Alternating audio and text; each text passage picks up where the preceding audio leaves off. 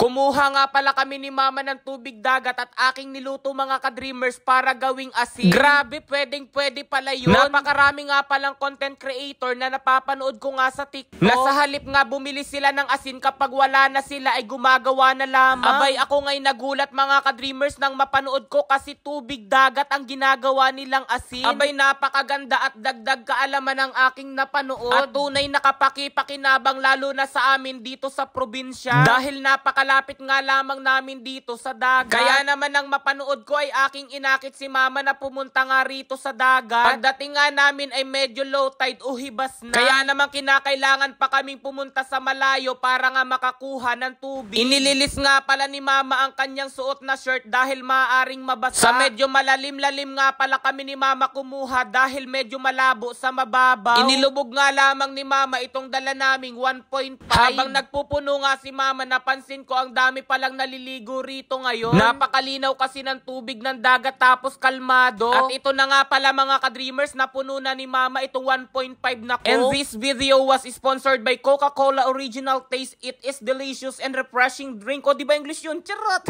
Nang makakuha na nga kami ni mama ay pinuntahan na namin si Uno. Naiwan ko pa nga pala yung susi dito sa motor. 10:22 AM nga pala na mga sandaling ito. Nang makauwi nga kami mga ka-dreamers ay akin agad sinala itong tubig ng dagat. Gumamit nga pala ako ng tela para masigurado na maalis yung dumi-dumi sa tubig. O diba kitang-kita mga ka-dreamers na napakalinaw nga nitong tubig ng dagat. Nang masala ko nga ay akin ang isinalang at binuhay na nga ang gasol. Habang ako'y naghihintay na kumulo ay akin ang ipinagpatuloy ang pag-i-edit nga ng video. Para idudugsong ko na lamang mamaya itong bahagi ng pagluluto. Makalipas naman ng ilang minuto ay kumulo na nga pala mga ka-dreamers. Bali akin nga lamang palang hinalo-halo iyan. Kung nakaranas nga kayo gumawa ng langis ng niyog ay ganun na ganun lamang din ang paggagawa ng asin. Ang pagkakaiba nga lamang itong tubig ng dagat ay kailangang igahin dito sa kawali. Kung mapapansin nyo nga mga ka-dreamers, medyo nagiging kulay puti na itong tubig. Kung iyong paglalangis ang transformation from solid to liquid, ito naman liquid to solid. At iyan na nga mga ka-dreamers, utay-utay nang naiiga itong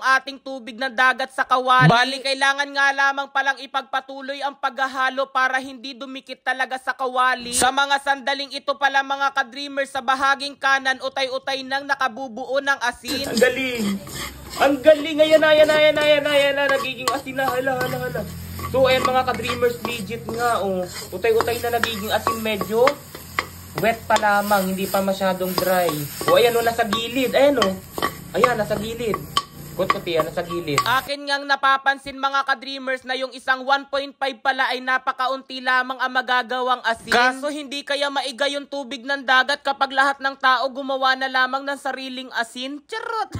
Bali, kinukudkud nga lamang pala namin ito nga palang kawali kasi dumikit na yung mga asin. Medyo buo-buo pa nga ito kaya naman kailangan pang durugin. Sa aming pagdudurog nga ay ginamit lamang namin itong sando. Abay, sayang nga wala ka rito. Ikaw sana yung gagamitin naming pandurog kasi diyan ka magaling. Huy! Charot! Oh, ayuday siya. So, ayan na nga mga ka-dreamers. So, ayan na. Pino na nga yung asin. Utay-utay na siya nagiging pino. Yan. So, yan mga ka-dreamers. Mamaya, pauhulaan namin sa inyo. Maglalagay rin kami sa isang pinggan ng asin namin dito. Tapos, tignan ninyo ang pagkakaiba. Hulaan ninyo kung alin doon yung ginawa naming asin. Yan, o diba? Pagkatapos nga pala namin magluto mga ka-dreamers ng asin nga, ito na yung nangyari sa kawali namin. Namumuti-muti ang paligid.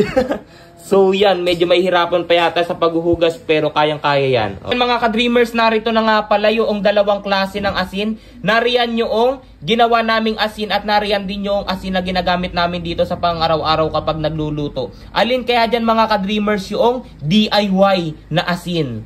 Yan, o diba? Tignan natin itong isa. O, ito yung isa. O, yan, ito yung isang asin. Tapos ito naman yung isang asin. O, diba? O, diba? Halos magkapareho lamang. Pero ang tanong, alin diyan yung aming ginawa? Alin diyan yung DIY na asin?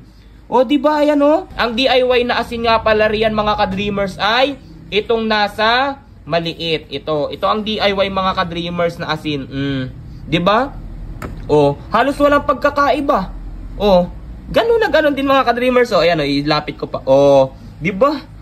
Yan, ito mga ka-dreamers, yung DIY na asin. Ito yung kanina na tubig lamang mula sa dagat at ngayon na nga ay naging solid na, from liquid to solid. Ito na yung DIY na asin natin mga ka-dreamers. Kaya naman ngayon titikman ko. O, di ba? Titikman natin kung ano nga ba talaga lasa nitong asin na to. Yan. O, di ba? Titikman natin. Ngayon malalasahan na natin kung ano nga ba ang lasa nitong DIY na asin. Maalat. So ayan, para talaga siyang tunay na asin. Kaya naman papatikman natin kay na mama at kay na bunso. Tara, patikman natin kay mama. So yan, mama, tikman mo nga kung anong lasa. Alin yan yung bago? Yung kinuha mong tubig na ano, kaunti lang mahal. Kaunti lang mahal. Yan, tikman mo mama. Maalat. Ano ma, anong say mo? Parang tunay na asin? Parang tunay na asin talaga mga ka-dreamers. Patikman natin kay bunso. Asin si bunso ma. Yan, tikman mo so. Tikman mo. Ano masasabi mo sa DIY na asin? Yan. Matamis, maalat? Maalat, parang tunay na asin. So, ayan, maalat nga pala yung asin talaga. Successful ang ating video ngayong araw mga ka-dreamers. Sapagkat pwede pala talagang gawing asin ang tubig ng dagat. Kung hindi nyo pa alam ay subukan nyo na rin. Subalit hindi ko sinasabi na ligtas nga ba itong gamitin. Akin lamang sinubukan upang kaalaman ko'y madagdagan. Paano ba yan mga ka-dreamers? Hanggang dito na lamang muna. Bye-bye!